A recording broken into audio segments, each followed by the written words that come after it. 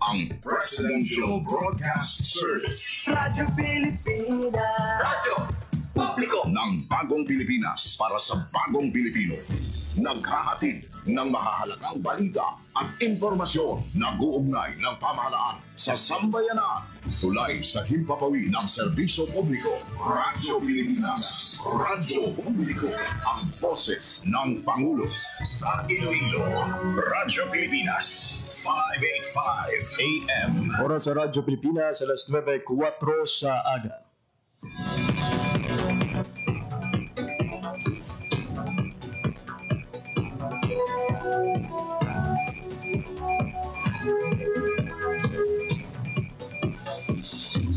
Sa Western Visayas, Panay Island, na tinamaan itong island-wide blackout. Ang pagsulod mo gate sa massive watershed. Pinaka-purpose nila ini para sa operation nato. We have that in collaboration with the department. I am again standing up.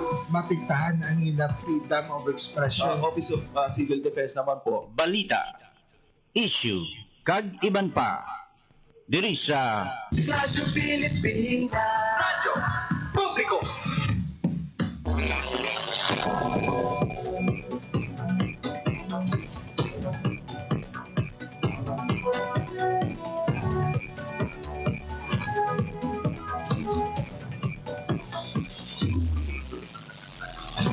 Mayong aga Pilipinas, mayong aga Western Visayas, siyudad kag probinsya sang Iloilo kag kutob sa malabutan sang amon pagserbisyo. Gigaman nga bahin sang kalibutan nagahatag kami sang katuhuran. Mayong aga, good morning sa inyong tanan. Mga ben, welcome sa isa naman edisyon sang pagpalagad sa programa Balita, Issue kag Iban Pa. Ano kita karon sang Martes, Setyembre 16, tuig 2027. Tuig 2025. Mahiga po ninyo until 9:55 in the morning. Ako ang inyong alaga, JP Harbas. Sa ating mga sukitag paramati all over Western Visayas, provinces of Baclan, Antique, Capiz, Guimaras, kag Iloilo. Subong man sa atong mga kulturan sa Negros Occidental, maayad-ayad gid nga aga sa inyong tanan. Welcome sa isa naman edisyon sa aton sining pagpangalagad. Ginatami naman sa isa ka mayad-ayad nga aga ang tanan ng mga Filipinos living abroad and overseas Filipino workers na nagapod sa aton sining pagpangalagad online. Ang pagpangalagad sang balita, issue kag iban pa mabatian live sa 585 kHz silisuan sang inyong radyo. Subong man pinagi sa Facebook Live sa Radyo Pilipinas Iloilo Facebook page. Sa aton sining pagpangalagad subong iya nga aga, lakip sa aton sining pag-istoryahan ang ginpagwa nga inflation report sa PSA Western Visayas. Very good thing mga ben ha, for the very first time after pandemic, negatibo ang aton sining inflation report. Sandig sa report sa PSA Western Visayas, ang Region 6 nagka-record mga biyan sa negative 0.3% nga inflation sa nagligad iyang Agosto. Ini ang ginakabig pinakamanubo nga inflation sa rehiyon umaling sa pandemya. Ang detalye may kangtanan sa sining headline inflation mabiyan, bantayan sa hindi lamang madugay. Sampang formal na naging buksan kahapon sa Department of Trade and Industry Iloilo ang Artisanias di Iloilo. Sa din madamo nga mga Ilonggo ang nagdugot mga biyan sa ginhiwat nga opening ceremony kag madamo nga mga baligya sa lubong items, pang regalo, panyamis, Agnanoy-tuhay pa nga mga produkto human sa kape, kawayan, lubi, kakao, kagiban pa nga mga bugana nga raw materials sa Western Visayas, particularly sa syudad kag probinsya sang Iloilo, ang gintanyag sa publiko.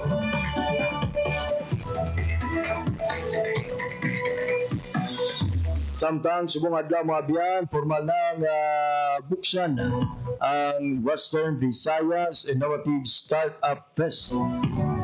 Ang ining aktibidad mga biyan, nagatuyo nga pabaskugon ang kapasidad kag pasangkaron ang ihibalo sang mga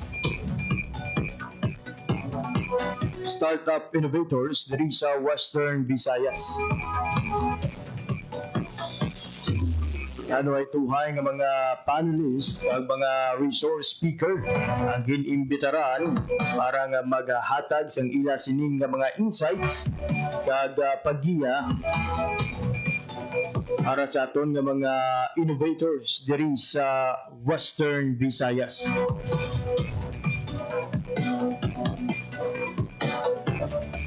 Pero antes kita magpatpat sang aton sining nga mga balita mga biyan, mag-check kita na isang latest update sa lakat sang panahon. Ibalo naton sa Pag-asa Iloilo ang mangin panyempo subong iyang adlaw sang Martes. May mga pag-ulan nga na-eksperyensyahan diri sa syudad sang Iloilo subuman sa mga kaiping kabanwahanan. Ibalo naton ang kabangtanan sini kag ano ang mangin panyempo na magapangibabaw subong iyang Martes.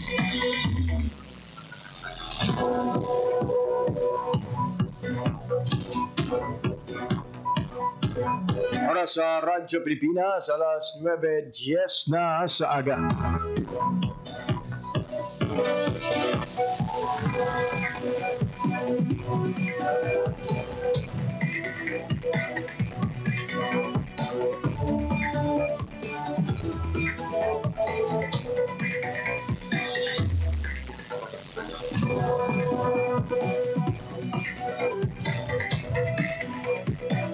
Mabiyan kasunod sa mga ginapagwa karon nga mga report angod sa mga maanomalya nga mga infrastructure projects sa aton nga puso.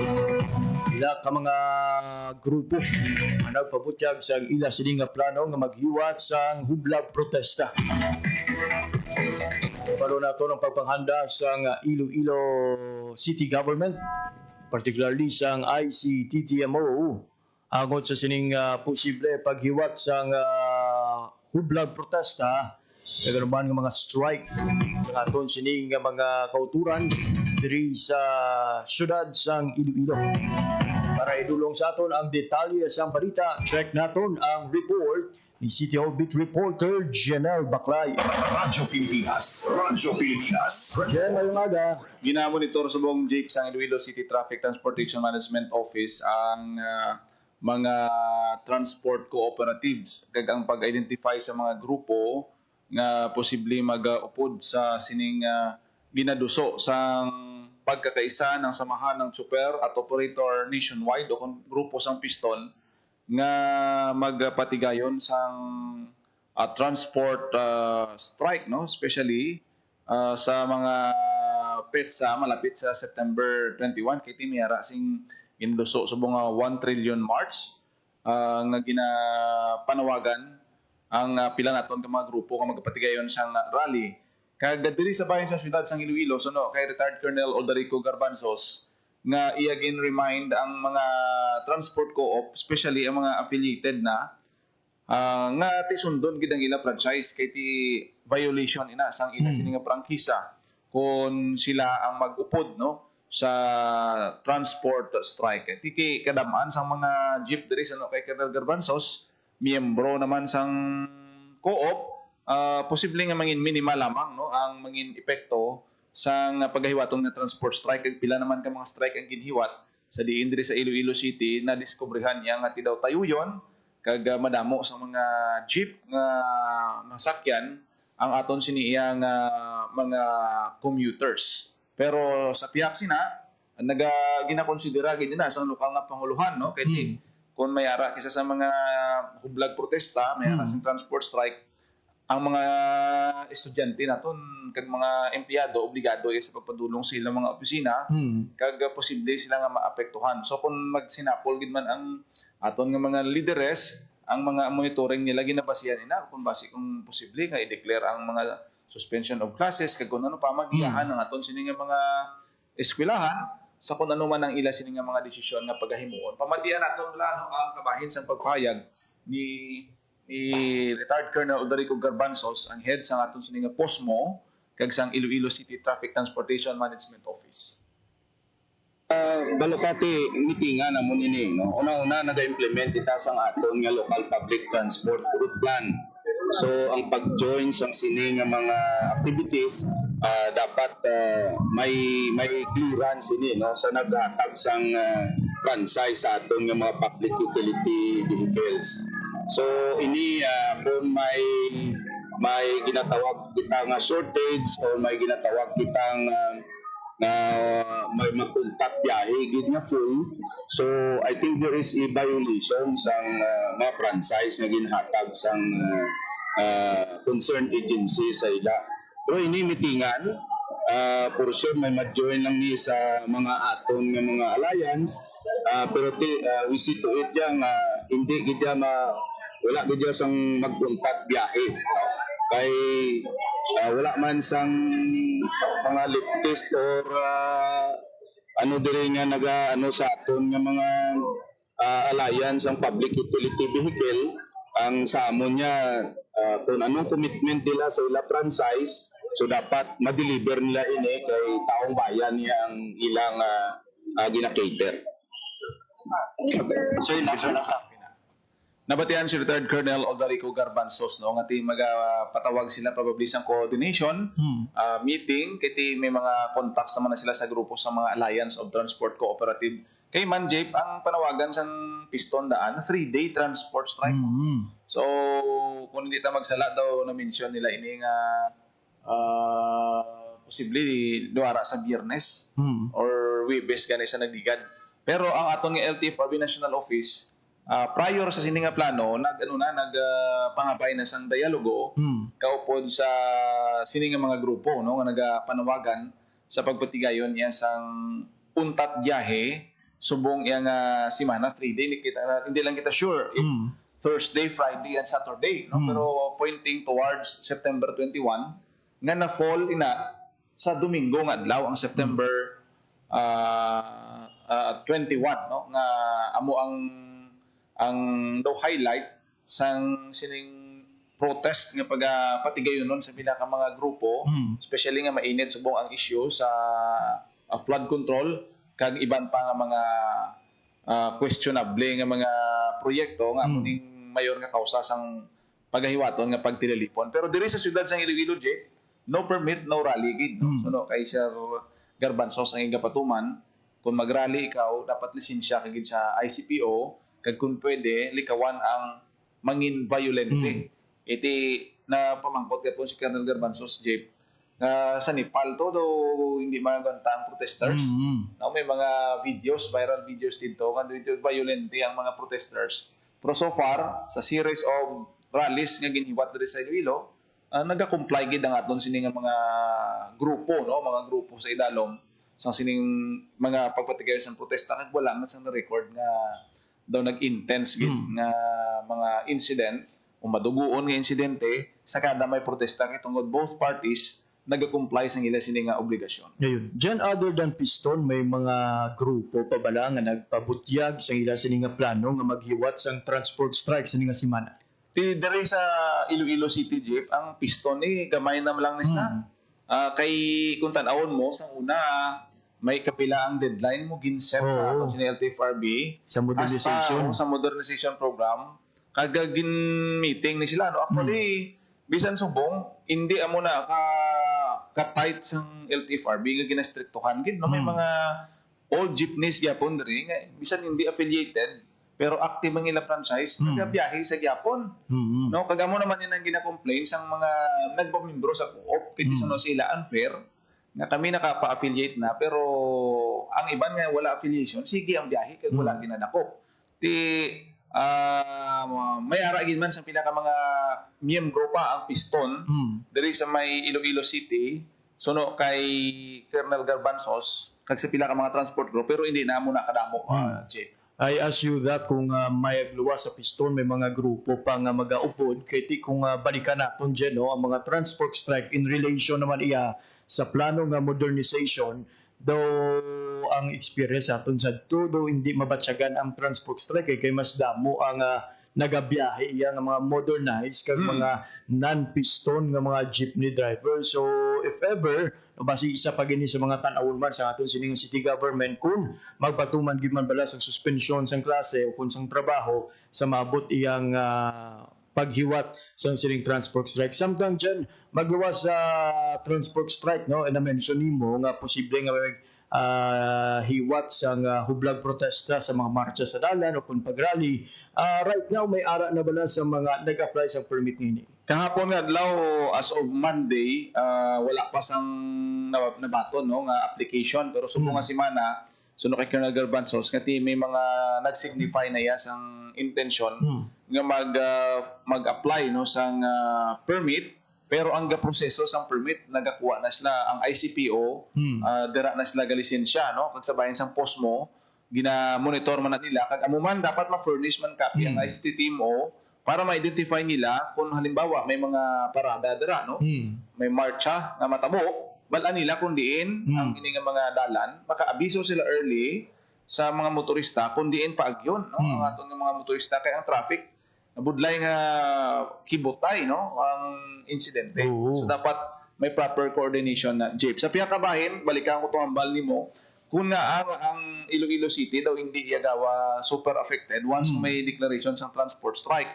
mas mabatyagan ganit jeep ang dako nga epekto sa transport strike dito sa Negros Island region kay damo dito miyembro ang piston kag wala sang affiliation sa kung hindi lang kita malipat daw yara pa sa more than 40% o 50% sang mga jeep dito ang wala naka-affiliate so once na mag-call ang national groups abi transport co-op na mag-transport strike damo nga mga units ang wala nagabiyahe dito compared sa Iloilo City kaya ang Iloilo City kung matandaan nimo una nga nag-implement sang LPTRP outside Metro Manila. So, ang ruta determined, pati ang number sang units na-affiliate na sa transport co-op.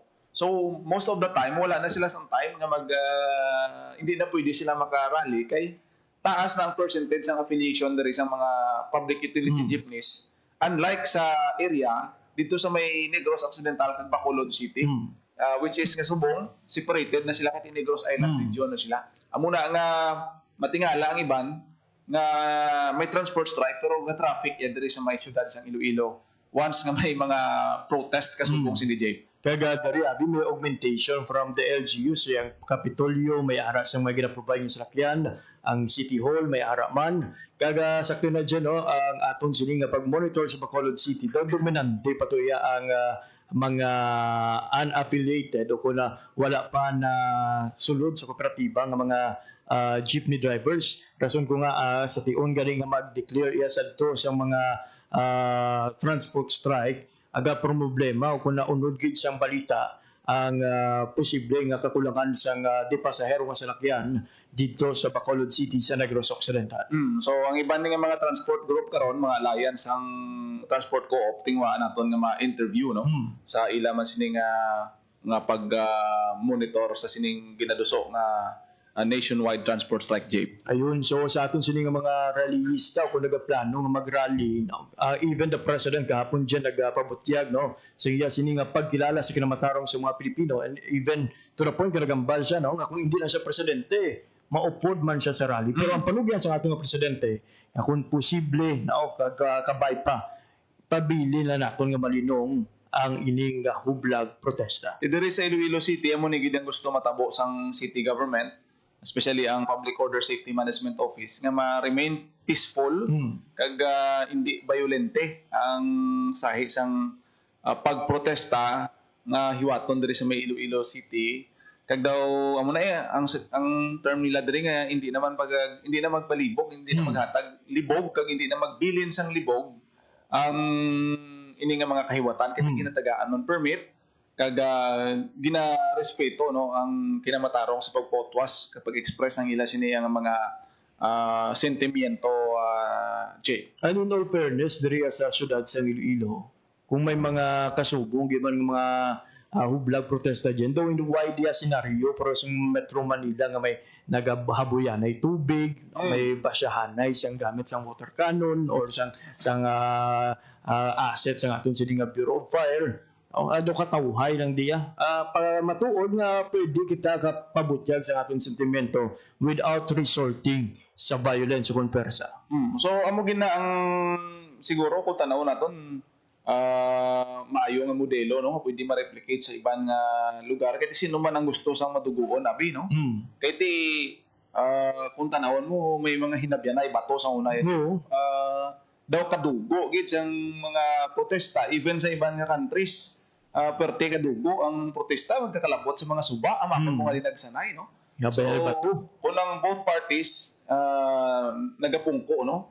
Tagbisan pa ang mga leftist group Direjik no naka-issue na sang statement sa nadigad ang KMU sa bahin na day Sir Elmer Foro nga masunod sila sa layi no sa mga kung ano lang ila mahimo santo sa mga permits nga issue sa ila. Importante diri no permit, no rally. Wala naging problema kung may permit ka, pero kung wala, di posible nga questionon ka, no? At amoy na ang matrigger sang hindi paginsindihanay karon sang sa tunga sang aton siniya ang gobyerno. So ginabantayan man lang nada mo sang law enforcers na ang hambal ni Sir Garbanzos nga pagi sa pag-apply sang permit ma-remind ang mga protesters kung may kapasidad sila nga ikontrolo ng ilang miyembro hindi nga ang pulis gilayon ang masaway sa ila kundi within the members mapasalig nila nga hindi maprotesta kami pero sigurado kami sa among grupo nga peaceful kami hindi kami magpanghalit hindi kami mag-amusini amo ina nga assurance ang ginapanguyatan man sa aton sini nga lokal na panguluhan kag sa mga otoridad naton nga sundon sa mga protesters bago pa yan mag-intervene ang kumbaga last recourse na lang na yang pulis manglagas, manglaot sa mga protesters nga violente within the group ma-control nila ang ila sini nga mga miyembro amoy na yang ginasaligan sa aton otoridad da jeep diri sa may syudad sang Iloilo. Ayun, kag para mo balaman sa atong kapulisan kung sinong organizer kay ting iban basi magpakuno-kuno lang bala nga sympathizer sa mga protesters pero may lain gali iya nga kinutuyo ti budlayman nga pabangda nimo ang mga protesters ang siniiya nga mga hitabo. Diyan madamo gyud nga salamat sa imong nga balita. By the way, Jake, no, ang latest na gali no kag ini nga update no sa grupo sang mga transport.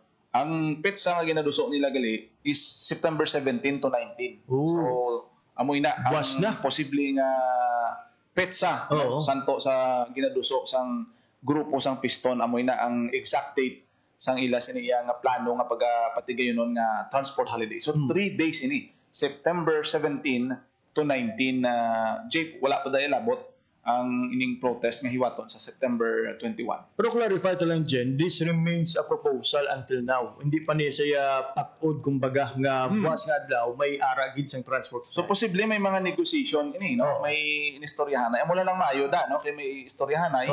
Kag mismo ang LTFRB nagpatawag na iya sa ila early nga although nga ti ang pag-process ng permit is separate na iyang proseso, pero ti ang meeting between groups ara pag ang mayo dira kay nagapungko anay sila sang total na lang wala talik na nay kag wala na sang pungko anay Jeep. So bantayan naton basi today or sa buwas may mga announcement nga alibo ang 3 days himuon na lang namon nga 1 day na lang may mga amoy na kasi na tabo no sa previous nga mga inistoryahan ay kag negotiation sa tunga sang especially sang Piston kay dako ni sila yang grupo kaupod sa atong sining LTFRB. So base kung may maayuan ini or ma-lessen or in oras lang depende na no sa mangin turn out sang ila sining negosasyon di. Jen, for guidance lang, may idea ka kung ano nga mga ruta usually ni ang daw damo pa miyembro ang Piston nga posible maapektuhan ang mga sumalakay naton. Kung tanawon naton di katabanan sa City Loop no? Sa City Loop may mga miyembro sa gyapon na diri. Pero daw gamay na lang gid no ang aton sini nga nga na-monitor sa ila. Daw gamay na lang gid. Diri sa may bayan sa syudad sang Iloilo. Pero kung magbiyahe, amo na nga magbiyahe, maguntat biyahe sila sa Iloilo City, daw hindi mo mabatyagan.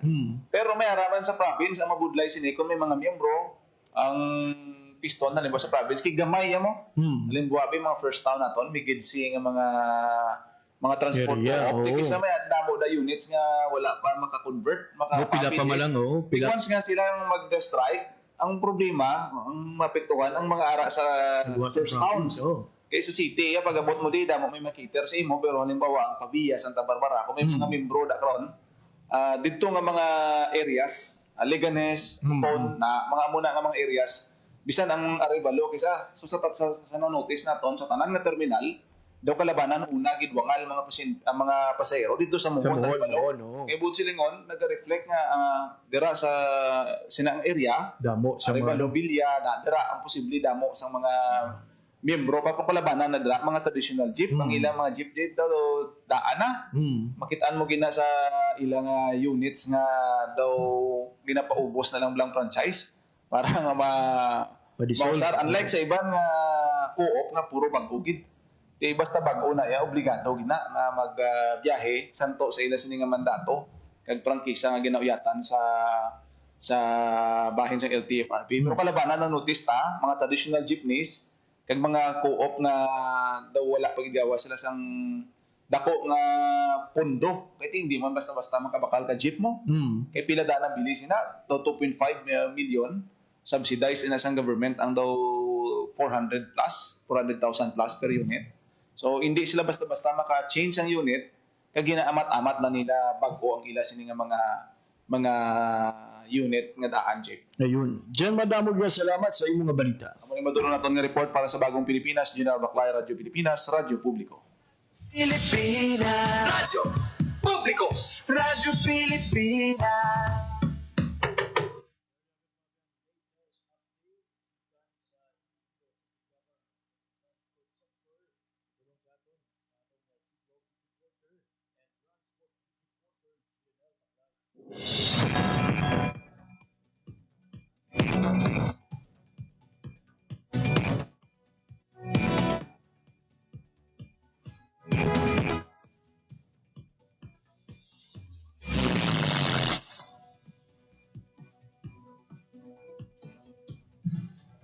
Tinuloy na po natin ang zero balance billing.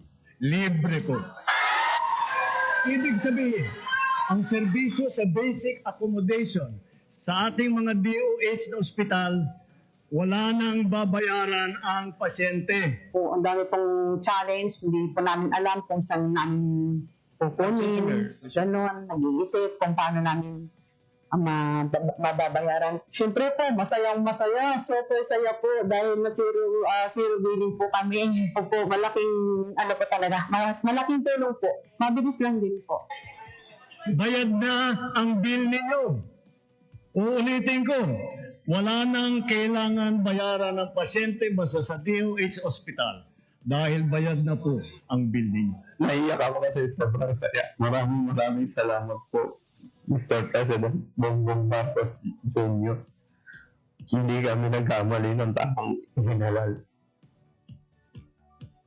Time to celebrate kulturang Pinoy. Tradisyon, musika, sine, literatura, at iba pa. Anything and everything fun and Filipino. Ito ang Pinoy Kultura. Flight PR 1043, now boarding. Hey, that's us! Vacation, here we go! Always love flying the first and oldest commercial airline in Asia, our very own flag carrier, Philippine Airlines. Of love, we're cruising at high altitude. Did you know this track was specifically made for Philippine Airlines back in the 70s?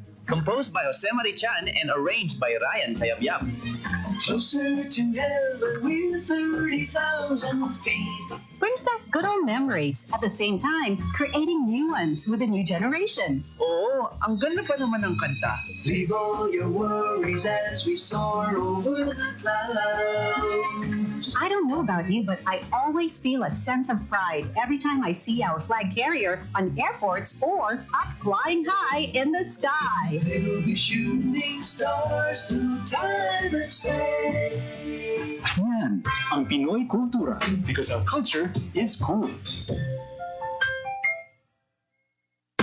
Time to celebrate kulturang Pinoy. Tradisyon, musika, sining, literatura, at iba pa. Anything and everything fun and Filipino. Ito ang Pinoy kultura. One of the fondest memories I have as a kid is riding the jeepney. It made me feel like a king. Dahil ito ang King of the Road. The jeepney or jeep is a cultural symbol that has transported us to school, the office, sa mall, at sa iyong first date. Mura, makulay, at mabilis. Yan ang ating jeep.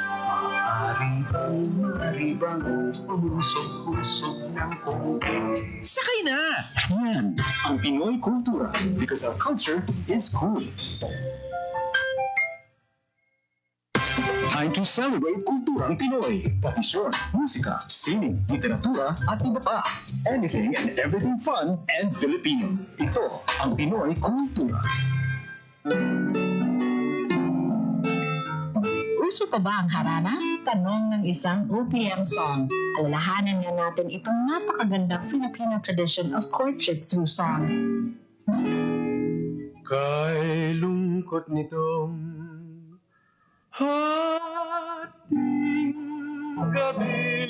It's difficult to know exactly kung kailan nag-umpisa ang harana sa Pilipinas, but it was quite popular across Philippine provinces in the 1930s. For the benefit of the younger generation, harana is an old Philippine tradition of courtship where a man serenades a woman. Kaya ngayon ako'y lubhang naninimtim. Inihahayag ang nilalaman ng puso in a sweet rhythmic song with impassioned lyrics. Standing underneath the window at night, alone with his guitar, kung minsan may kasamang kabarkada na tutulong sa pagkanta o paggitara, susuyuin ang dalaga na tumungaw sa bintana and listen to his love song. Nagsusumamo ang puso ko para luman. How would you feel about serenading someone? O di kaya, mas gusto mong ikaw ang hinaharana? Yan ang Pinoy kultura because our culture is cool. Ang oras sa Radyo Pilipinas alas 9:38 na o kuna alas 9:36 na sa aga. Siga po nagapamatya mo sa pagpalagad sa programa Balita Issue Kagiban pa.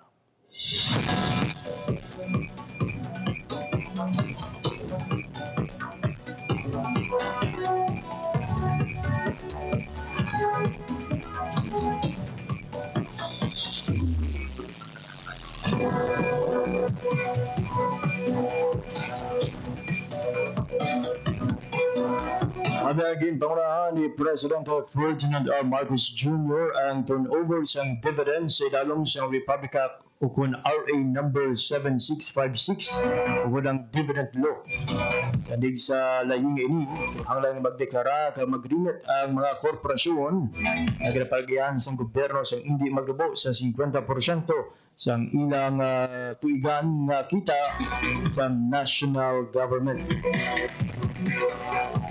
Ano natin sinigilang mga maduga mga biyan kung magapalabot sa iya sining mensahe si President Ferdinand R. Marcos Jr. may kangtanan sa sining aktibidad.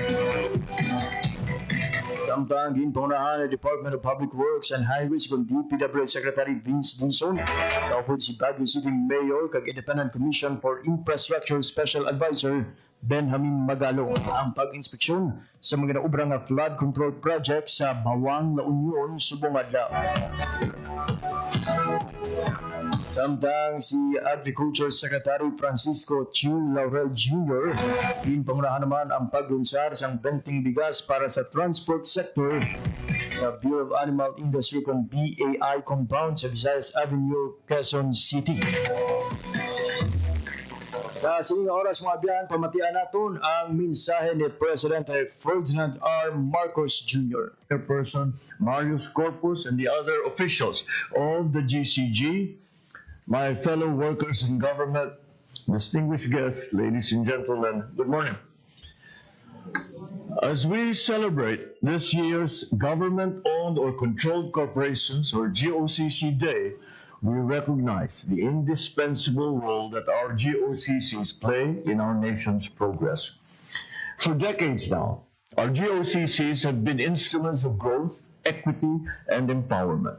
And through their contributions, we have built infrastructure, expanded services, invested in communities, especially those that have long been marginalized. The story of GOCC stretches back to the 19th century.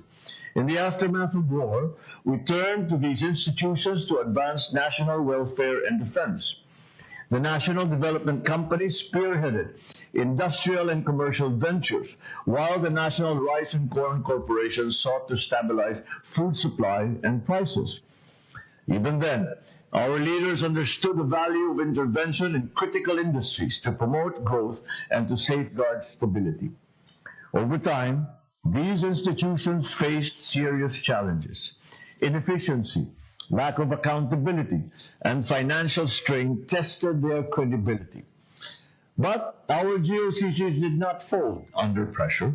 Instead, the GOCCs persevered, treating every difficulty as a chance to reform, to rebuild, and to restore public trust.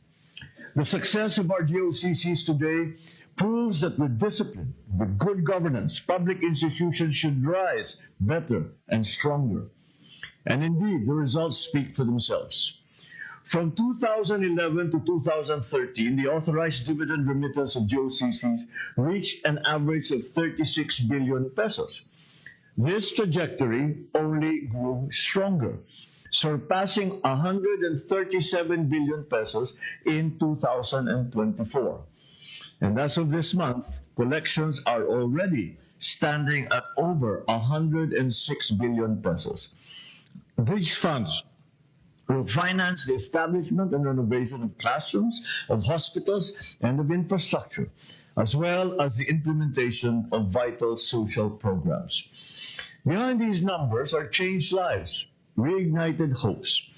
They represent children learning in safer schools, patients receiving care in improved facilities, communities shielded from floods and disasters, and families given a fairer chance at a better life. So today, we recognize the institutions that have exemplified the very best of public service. We also underscore the persistent efforts of the 53 GOCCs as well as the 5 GOCCs that participated in the GCG Service Caravan. We have all proven that with integrity and with diligence, we can embody the highest standards of efficiency, transparency, and responsibility. Dahil sa inyong determinasyon at malasakit, mas maraming Pilipino ang ating natutulungan at naaabot ng ating mga serbisyo.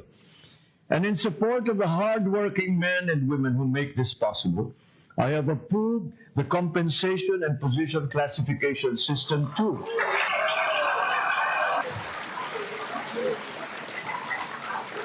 That will increase the salaries of GOCC employees.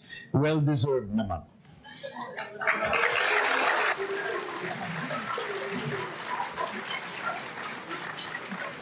I have also approved the provision of a tiered medical allowance for GOCC employees, depending on the capacity, of course, of the GOCC.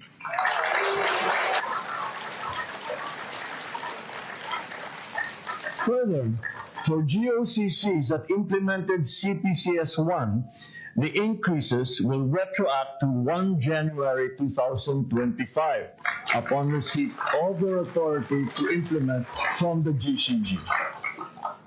So as we celebrate these milestones, let us also recognize that there is much work still left to be done. My challenge to our GOCCs is to invest in modern technology, simplify our processes, and cut down on red tape so that every Filipino enjoys easy, fair, and dignified access to the services that they deserve. For the rest of the bureaucracy, our job is to ensure that the dividends of our GOCCs will redound to better services. We need to spend these funds with utmost transparency and accountability. Public trust is our most valuable currency. Once lost, rebuilding it becomes far more difficult. These funds should promote genuine reforms that uplift the quality of life, reach the vulnerable, and leave a lasting contribution for the generations to come. Ladies and gentlemen, this celebration not only highlights our sustainable growth and the stories behind it over the years, it also drives us to strengthen our commitment to championing public interest, safeguarding human rights, and empowering all our sectors. Together, let us continue building a GOCC sector that continues to stand as a beacon of integrity, excellence, and service. Let us shape a government that our people can believe in, and a nation that every Filipino, here and abroad, can proudly call their own. Maraming salamat sa serbisyo ninyo. Maraming salamat at mabuhay kayong lahat. Mabuhay ang bagong Pilipinas. Magandang umaga po sa inyo. Thank you, Mr. President. Yabot Mabian ang naging mensahe ni President Ferdinand R. Marcos Jr. kadungan sa pagselebrar sa government-owned or controlled corporations kung GOCC Day. So panabot sa mga good news, nga gipanabot si President Ferdinand R. Marcos Jr. sa tanan nga mga empleyado kag mga opisyal sa GOCC. Pero isa sa mga ginhatag ni Presidente Ferdinand R. Marcos Jr. nga kadamo pa sang dapat nga obrahon para mas magnamit pagid ang serbisyo sa aton sining nga mga GOCC sa aton nga mga pumuluyo. Oras sa Radyo Pilipinas, alas 9:45 na sa aga. Radyo Pilipinas. Radyo! Mabiyan, as mentioned earlier, naka-record ang aton sining PSA Western Visayas ang pinakamadabo nga headline inflation sa rehiyon sang nagdigad nga Agosto. May kangtanan sa siniiyang balita, yari pamatian naton ang detalye pinagi sa pagpapati sa mensahe ni PSA Regional Director ni Lida Amular. Ano bala ang kabangdanan sa negative 0.3% nga headline inflation sa Western Visayas sa nagdigad iyang nga Agosto.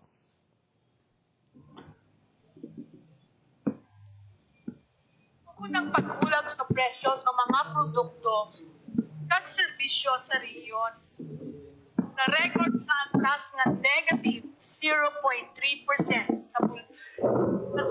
sa bulan sa Agosto 2025. Ang inflation rate sa nagrigat nga bulan sa Hulyo 2025 ang na-record sa 0.6%. Kag 5.0% sa Agosto 2024. Ang average inflation humalin sa Enero 2025 hasta Agosto 2025 na record sa 1.7% inflation rate.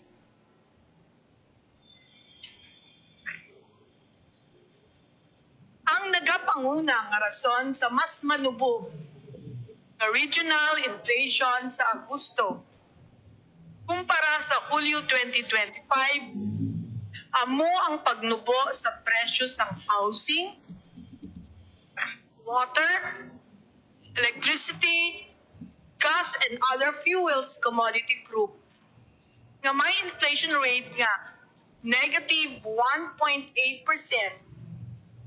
kag may share nga 85.3% sa pagnubo sa presyo sa mga produkto kag mga serbisyo sa Western Visayas.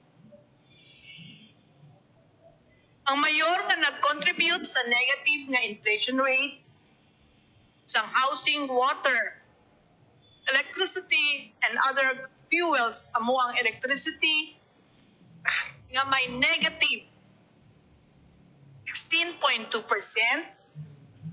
inflation rate sa Agosto halin sa 1.3%, halin sa nagligad nga Hulyo 2025. The growth rate sa sini nga bulan Ang mayor na nag-contribute sa pagpanaog sang inflation sang food and non-alcoholic beverages amo ang subgroup sang cereals and cereal products nga may inflation rate nga negative 13 alcoholic beverages, commodity group nga may negative 1.8% inflation rate kag 301.4% share. Ang top contributor sa inflation sa food and non-alcoholic beverages commodity group amo ang cereals and cereal products nagyapon nga may inflation rate nga negative 13.0% kag may share nga 650.6% sa nasambit nga commodity group. Kaduwa nga contributor naman ang housing, water, electricity, gas, and other fuels commodity group nga may negative 1.8% inflation rate kag 115.0% share sa overall inflation. Ang top contributor sa inflation sa housing, water, electricity, and gas, and other fuels commodity group amo ang electricity na may negative 16.2% inflation rate kag ang gas nga may inflation rate nga negative 3.0% inflation rate. Ikatlo nga contributor amo ang transport commodity group na may negative 1.0% inflation rate kag 33.8% share for overall inflation.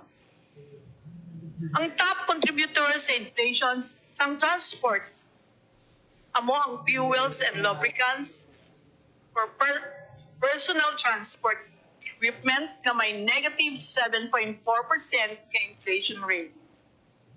There you have it, mga biyan, ang kabahin sa mga nanging payag ni Director Lidida Mular sang PSA Western Visayas angot sa inflation report sa aton sining rehiyon nga nagdubo mga biyan sa negative 0.3% nga ginakabig pinakamadugo humalin sa nagsugod ang pandemya. Sa pamangkot kung ano ang buot sa yuron sini on her personal opinion ginpalabot ni Director Amular nga ini nagapakita sa amat-amat nga pagbalik sa ekonomiya, kapagsik sa ekonomiya sang aton sining rehiyon. Kag look forward nga ang ining inflation mga dan ang padayon gid nga magdubo kag para man nga mabuhin-buhinan ang palasanon kag problemahon sa aton sining mga kulturan, especially sa subong no nga madamo ang nagareklamo sang padayon pagsaka sang presyo sang mga nagapanguna nga balakdon.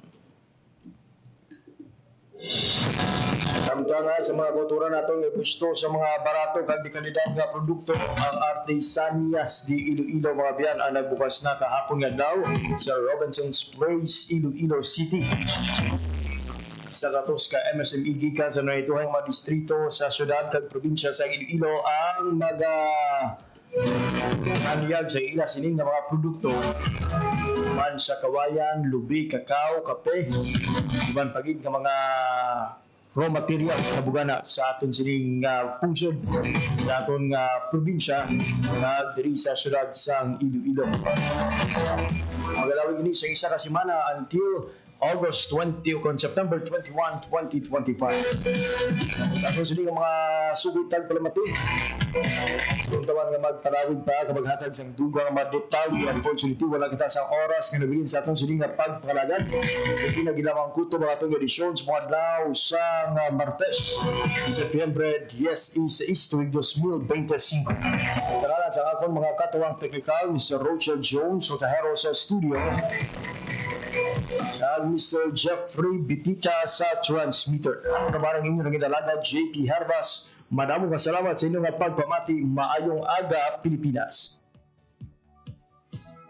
Ang inyong tulay sa himpapawid ng serbisyo publiko. Ang Presidential Broadcast Service, Radyo Pilipinas, Radyo Publiko. Radyo Pilipinas. Radyo Publiko. Kinilala ng pang-international at prestigyosong Asia Pacific Broadcasting Plus Awards 2025 para sa kategorya ng government streaming. Ito ay dahil sa epektibo nitong pagsasanib ng mga tradisyonal na media tulad ng telebisyon, radyo at print para masabayan ang mabilis na pag-inog ng mundo ng digital at social media tungo sa mas epektibong paghahatid ng mahahalaga at napapanahong mga impormasyon sa mamamayang Pilipino.